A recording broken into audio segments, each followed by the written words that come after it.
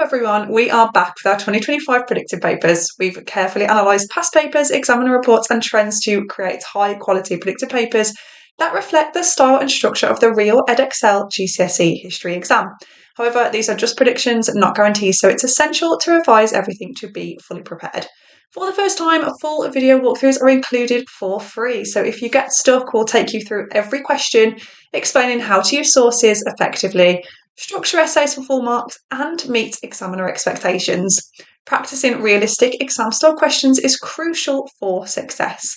Our predicted papers mirror the Edexcel GCSE history format, covering source questions, essay responses, and thematic topics, just like in the real exam. Timed practice is going to help you improve your ability to structure answers clearly, use evidence effectively, and develop strong arguments. We've chosen topics based on examiner reports and past trends, helping you focus on what is most likely to appear, but it is still important to revise everything. Our predicted papers will help you practice structuring answers using historical evidence and developing well-supported arguments, so you walk into your exam with confidence. Each set includes a question paper designed just like the real exam, a mark scheme to check your answers and learn from mistakes, and then of course those free video walkthroughs that I was talking about before. Now let's get into our paper 2 topics. For your British depth study, we have 3 options. Your option B1, Anglo-Saxon and Norman England, option B3, Henry VIII and his ministers, and option B4, early Elizabethan England. Then for your period study, we have option P3, the American West, and option P4, superpower relations and the Cold War. Do use the timestamps to skip to ones that are relevant to you, as of course you will not need all of these. Let's start with B1, Anglo-Saxon and Norman England, circa 1060 to 1088. The Anglo-Saxon and Norman England unit is filled with battles, power struggles, and major changes in England's society, government, and church. It's one of the most fascinating parts of Edexcel GCSE history, but with so many events and names to remember, revision can feel overwhelming. Our 2025 predicted topics highlight the areas we think are most likely to appear, helping you revise effectively and feel confident in your exam. Let's start with Harold Godwinson's embassy to Normandy. Harold Godwinson, the Earl of Wessex, was sent on an embassy to Normandy in 1064. He was possibly sent by King Edward the Confessor to confirm William of Normandy as his successor, though historians debate this. While in Normandy, Harold was captured by Count Guy of Ponthieu and later handed over to William.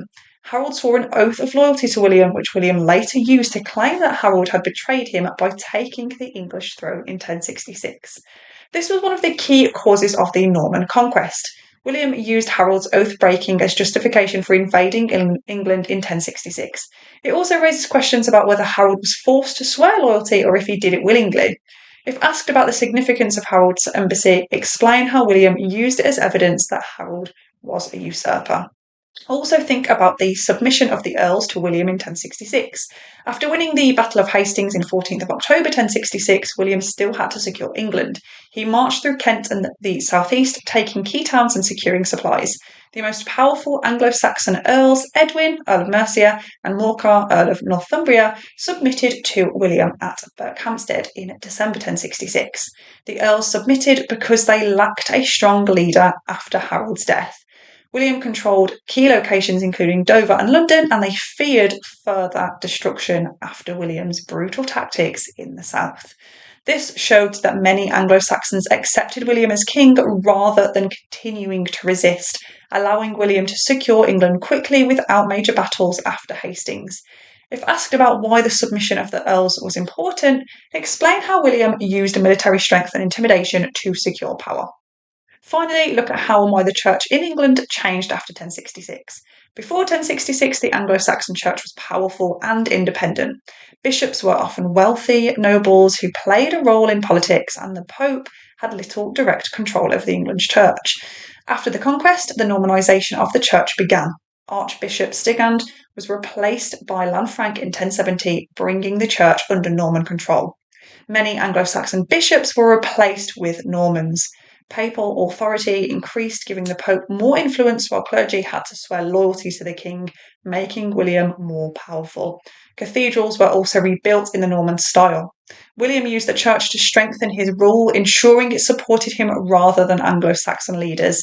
It also helped spread Norman culture and power across England. If asked why William changed the church, explain how it helped him control England by removing Anglo-Saxon influence. Next up, we have paper 2, option B3, Henry VIII and his ministers, 1509 to 40. Henry VIII's reign was a period of dramatic change in England, marked by power struggles, religious upheaval, and political reform. This unit focuses on his key ministers, Cardinal Wolsey and Thomas Cromwell, and the changes they brought to England. First, brush up on Wolsey's foreign policy. Cardinal Wolsey's foreign policy was ambitious, aiming to strengthen England's position in Europe, but it had mixed success. One of his greatest achievements was the Treaty of London in 1518, a non-aggression pact between major European powers, which briefly positioned England as a key diplomatic player. However, this peace was short-lived, as alliances quickly shifted. The Field of the Cloth of Gold, 1520, a lavish meeting between Henry VIII and Francis I of France, showcased England's wealth but failed to secure any lasting agreements. Wolsey later allied with Charles V against France, but this decision backfired when England was sidelined in European affairs, highlighting the limits of Wolsey's influence. His foreign policy was also closely tied to financial demands, leading to domestic unrest. The Amicable Grant in 1525, an unpopular tax designed to fund war with France, sparked widespread resistance and had to be abandoned, weakening Wolsey's authority. While Wolsey was skilled in diplomacy, his failure to secure consistent alliances and the financial strain of his policies contributed to his downfall in 1529. If you are asked to evaluate Wolsey's foreign policy, you should consider successes and failures such as the Treaty of London and the Field of the Cloth of Gold. Also look into the reasons for Henry's decision to break with Rome. Henry VIII's decision to break with Rome in 1534 was driven by personal, political and financial reasons. He wanted to annul his marriage to Catherine of Aragon, but the Pope refused. He needed a male heir to secure the Tudor dynasty. He wanted to be the supreme ruler of England, free from papal influence. By breaking with Rome, Henry could take wealth from the church. The break with Rome led to huge religious and political changes in England. Henry gained more power but also created religious division. If asked about why Henry broke with Rome, explain multiple reasons, not just his marriage, and link them together. Okay, next look into Parliament and Cromwell's changes to government. When Thomas Cromwell became Henry's chief minister from 1532 to 1540, he transformed government in England. The Act of Supremacy in 1534 made Henry head of the Church of England. The dissolution of the monasteries from 1536 to 1540 closed monasteries and took their wealth. The reform of government shifted power from the king's household to central government and Parliament. Cromwell's reforms gave Parliament more power, making England more centrally governed. The dissolution of the monasteries changed England's religious landscape forever. If asked about Cromwell's impact, explain how he strengthened Henry's rule and made government more efficient. Okay, moving on to our next option for Paper 2's British depth study, we have B4, Early Elizabethan England, 1558 to 1588. The Early Elizabethan England unit covers one of the most fascinating periods in British history, filled with religious conflict, political conspiracies, rebellions, and changes in society. Okay, so revise the religious challenges faced by Elizabeth on her accession in 1558. When Elizabeth became queen in 1558, England was deeply divided between Catholics and Protestants, and she had to find a way to establish religious stability. Many Catholics refused to accept her as queen, believing that Mary, Queen of Scots, was the rightful heir. At the same time, Puritans, extreme Protestants, wanted further reforms, such as removing bishops. Additionally, Catholic nations like Spain and France posed a threat to her Protestant rule. Elizabeth's solution was the Religious Settlement of 1559.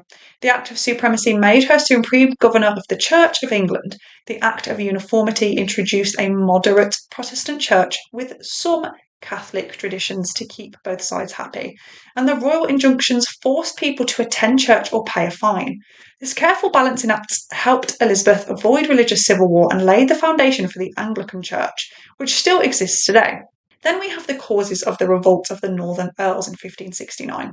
The revolt of the Northern Earls was an attempt by Catholic nobles to remove Elizabeth and restore Catholic rule. led by the Earls of Northumberland and Westmoreland, the rebels planned to rescue Mary, Queen of Scots, and overthrow Elizabeth. However, Elizabeth's army quickly crushed the rebellion and Northumberland was executed in 1572. The rebellion was motivated by religion, as the Earls were devout Catholics who wanted to restore Catholicism, a loss of power since Elizabeth had reduced their influence in the north, and their support for Mary, Queen of Scots, whom they hoped to place on the English throne. This was Elizabeth's first major rebellion, showing that her rule was not universally accepted. It also led to harsher laws against Catholics, making it harder for them to practice their religion. If you're asked why the rebellion failed, you should mention Elizabeth's strong leadership, the lack of foreign support, and the poor planning by the Earls. Next up, revise the Ridolfi Plot of 1571. The Ridolfi Plot was a Catholic conspiracy to overthrow Elizabeth I and replace her with Mary, Queen of Scots. It was led by Roberto Ridolfi, an Italian banker who planned the plot with Mary, Philip II of Spain, and the Duke of Norfolk. The plan was for Spanish forces to invade England, support a Catholic uprising, and put Mary on the throne. However, Elizabeth's spies uncovered the plot, leading to the execution of the Duke of Norfolk in 1572.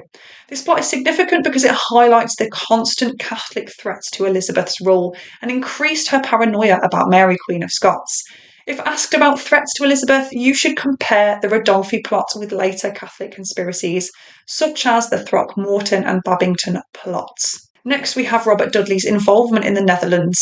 In 1585, Elizabeth sent Robert Dudley, Earl of Leicester, to help Protestant rebels in the Netherlands fight against Spanish rule.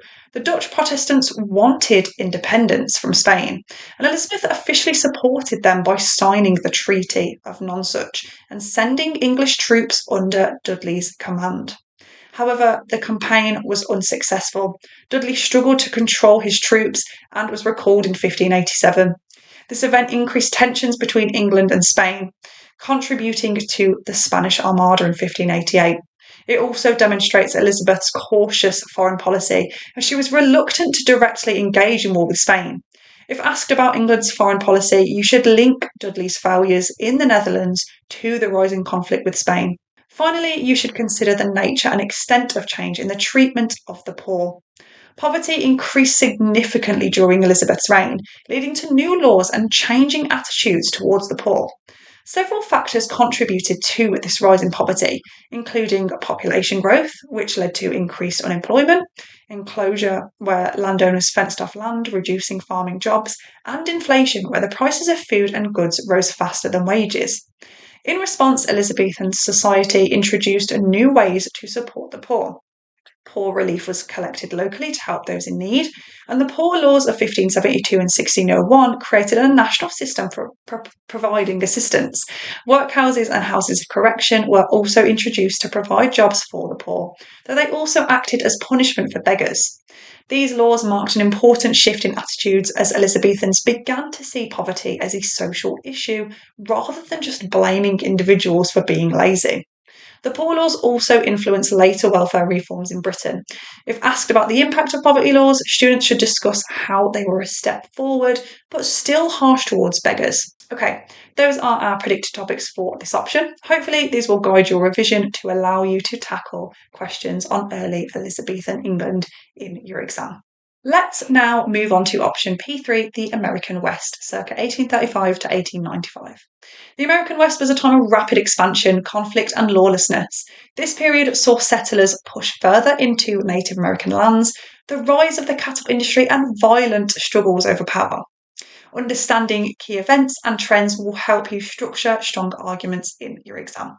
So first up, revise the Oregon Trail and migration to the west. The Oregon Trail was the primary route for settlers moving west during the 1840s to 1860s. Stretching over 2,000 miles from Missouri to Oregon, it was a dangerous journey where travellers faced challenges such as disease, attacks from Native Americans, and extreme weather. This migration was important as it played a major role in fulfilling Manifest Destiny, the belief that Americans were destined to expand westward. However, it also increased tensions with Native Americans as more settlers took over tribal lands. If asked about migration, you should discuss the push factors, overcrowding in the east, and pull factors, land and economic opportunities in the west. Next, brush up on Joseph McCoy and the growth of the cattle industry. Joseph McCoy played a key role in developing the cattle industry in the 1860s. In 1867, he founded Abilene, Kansas, the first major cow town, which became a key point for cowboys to drive cattle north to railroads for transport to eastern markets. He also promoted cattle trails, particularly the Chisholm Trail, allowing ranchers to settle their cattle for higher prices. McCoy's work was important because it helped turn cattle ranching into a major industry, leading to conflicts between ranchers, farmers, and Native Americans. If asked about the cattle industry, you should explain how McCoy's ideas helped link Texas ranches to national markets and contributed to westward expansion. Okay, next we have railroads and lawlessness in the West. The completion of the Transcontinental Railroad in 1869 was a turning point in American expansion, linking the East and West and making migration and trade faster. Railroads supported cattle ranching by allowing ranchers to transport beef to eastern markets. However, they also contributed to rising lawlessness, as many people moved west seeking wealth and opportunity. Boomtowns developed along the railways, attracting gamblers, thieves, and outlaws. Train robberies became common, with figures like Jesse James targeting trains carrying gold. Weak law enforcement led to an increase in vigilante justice. Railroads played a dual role. They boosted the economy, but also increased crime and displaced Native American communities. If asked about the impact of railroads, you should discuss both their economic benefits and their role in crime and Native American displacement. Next up, we've got the Timber Culture Act, 1873. The US government passed the Timber Culture Act in 1873 to encourage settlers to plant trees on the Great Plains. Under this law, settlers were given 160 acres of land if they agreed to plant 40 acres of trees. The goal was to help overcome the challenges of farming in the dry plains by increasing the wood supply for building homes and fences. However, many settlers struggled to grow trees due to harsh conditions, and cattle ranchers often exploited the act to claim more land. This act is significant because it highlights how the government encouraged settlement, but also demonstrates the difficulties of farming in the West. If asked about government policies supporting settlement, you should compare the Timber Culture Act with the earlier Homestead Act of 1862 to discuss how land was distributed. Next, revise the gunfight at the OK Corral in 1881. One of the most famous events in the Wild West, the gunfight at the OK Corral took place in Tombstone, Arizona on October 26, 1881. The shootout, lasting only about 30 seconds, was between lawmen, including Wyatt Earp, and a group of outlaws, the Clanton and McLaury brothers. Despite its brief duration, the event became legendary and symbolised the widespread lawlessness of the American West, where disputes were often settled with violence rather than legal processes. This event is important as it reflects the difficulties of law enforcement in the West and how violence was often used to maintain control. If asked about lawlessness, you should link this to the broader issue of weak law enforcement, the role of vigilantes, and famous gunfights like this one. Finally, we have a US government policy towards Native Americans. The treatment of Native Americans by the US government changed drastically between 1835 and 1895. Initially, in the 1830s to 50s, policies focused on Indian removal, such as the Indian Removal Act in 1830, which forced Native Americans onto reservations. The Treaty of Fort Laramie in 1851 aimed to keep peace by defining native lands, but tensions escalated as settlers continued to encroach. During the 1860s to 70s, the situation worsened with violent conflicts such as the Sand Creek Massacre in 1864 and the Battle of Little Bighorn in 1876. Essentially, the Dawes Act in 1887 shifted the focus towards assimilation by breaking up tribal lands into individual plots, weakening Native American communities. This topic is crucial as it shows how US policies moved from forced removal to assimilation, systematically destroying Native American culture. If you're asked about government treatment of Native Americans, you should discuss how policies evolved over time and their long-term impact. Now, we hope those tips help you to focus your revision. Next, we're moving on to our final option, Edexcel GCSE History Paper 2, option P4, Superpower Relations and the Cold War 1941 to 1991. Now, the Cold War was a period of intense rivalry between the USA and the Soviet Union, shaping global politics for nearly 50 years. This conflict was defined by ideological opposition, nuclear threats, and shifting alliances. To succeed in the exam, it's crucial to understand the key events, the role of leaders, and how tensions escalated or eased over time. So first and foremost, look into the Truman Doctrine 1947. This was America's promise to stop the spread of communism. It was introduced in response to the USSR's growing influence in Eastern Europe and the potential spread of communism to Greece and Turkey. The USA provided $400 million in aid to Greece and Turkey and later launched the Marshall Plan in 1948, giving economic aid to Western Europe to prevent communist takeovers. This doctrine marked the official start of the Cold War as the USA committed to containment, a policy aimed at preventing the expansion of communism. If asked why the Cold War started, you should explain how the Truman Doctrine was the first major US policy designed to counter Soviet influence. Next, brush up on the Berlin Crisis 1948-49. After World War II, Germany was divided into West Germany, controlled by the USA, Britain and France, and East Germany, controlled by the USSR. Tensions escalated when the West introduced a new currency, the Deutschmark, in West Berlin, which Stalin saw as a threat to his control. In June 1948, Stalin blocked all road and rail access to West Berlin, attempting to force the Allies out. In response, the West launched the Berlin Airlift, flying food, fuel and medical supplies into the city for nearly a year. Eventually, in May 1949, Stalin lifted the blockade, realising it had failed. This was the first major Cold War conflict, increasing tensions between the USA and USSR. It also led to the formation of NATO, a military alliance against the Soviet Union. If asked about the USA-USSR rivalry, students should discuss the Berlin blockade as one of the earliest direct confrontations in the Cold War. We then have the Hungarian uprising in 1956. After Stalin's death in 1953, many in Eastern Europe hoped for greater freedom. In Hungary, resentment towards Soviet control led to protests against poor living conditions and lack of political freedom. In October 1956, Hungarian students demanded free elections and withdrawal from the Warsaw Pact. Imre Nagy, Hungary's new leader, announced plans to leave Soviet influence. However, in November 1956, the USSR responded with military force, sending in tanks to crush the rebellion. Thousands of Hungarians were killed and Nagy was executed. Despite supporting democracy, the USA did not intervene, showing it would not risk nuclear war to support uprisings in Eastern Europe. This event is significant because it demonstrated that Soviet control over Eastern Europe would not be challenged. It also revealed the limits of US influence, providing that despite its anti-communist stance, America would not directly challenge Soviet authority. If asked about the Hungarian uprising, you should explain how it reinforced Soviet dominance and weakened US credibility in Eastern Europe. Okay, next brush up on the Cuban Missile Crisis in 1962.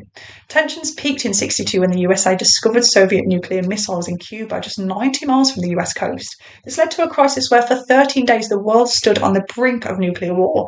The USA imposed a naval blockade, preventing further Soviet missiles from reaching Cuba. After tense negotiations, a secret deal was struck. The USSR removed its missiles from Cuba, and the USA secretly agreed to remove its missiles from Turkey. This crisis was the closest the Cold War came to nuclear war and forced both sides to rethink their strategies. As a result, the Nuclear Test Ban Treaty in 1963 was signed, and a direct hotline was set up between the White House and the Kremlin to improve communication. If asked about the impact of the Cuban Missile Crisis, you should highlight both the reduction in tensions and the USSR's renewed focus on nuclear parity with the USA. Next, we have the Helsinki Accords in 1975. In 1975, 35 countries, including the USA, USSR, signed the Helsinki Accords, an agreement designed to improve relations between East and West. The agreement recognised Soviet control over Eastern Europe, committed all sides to respect human rights, and promoted cooperation in economic and scientific fields. Although this suggested a period of reduced Cold War tensions, the USSR largely ignored human rights commitments, continuing its strict control over Eastern Europe. This led to mistrust between the superpowers. This is important as it highlights an attempt at détente, reducing tensions, but one that ultimately failed. If asked about détente, you should discuss how agreements like the Helsinki Accords were meant to ease tensions, but had limited success. Now finally, revise Gorbachev's New Thinking, 1985 to 1991. By the 80s, the Soviet Union was struggling economically and tensions with the USA remained high. When Mikhail Gorbachev became Soviet leader in 1985, he introduced new thinking policies to reform the USSR. His key policies included glasnost, openness, allowing greater freedom of speech, and perestroika, restructuring, introducing limited economic reforms. Gorbachev also worked to reduce Cold War tensions, signing nuclear disarmament treaties with US President Ronald Reagan. These reforms weakened Soviet control over Eastern Europe, leading to the collapse of communist governments across the region. Eventually, in 1991, the Soviet Union collapsed, officially ending the Cold War. If asked why the Cold War ended, you should explain how Gorbachev's reforms undermined Soviet power and improved relations with the West. Okay, so those are all of our predictions for the 5 options we have covered for GCSE Edexcel History Paper 2. We really hope they help to guide your revision. Good luck.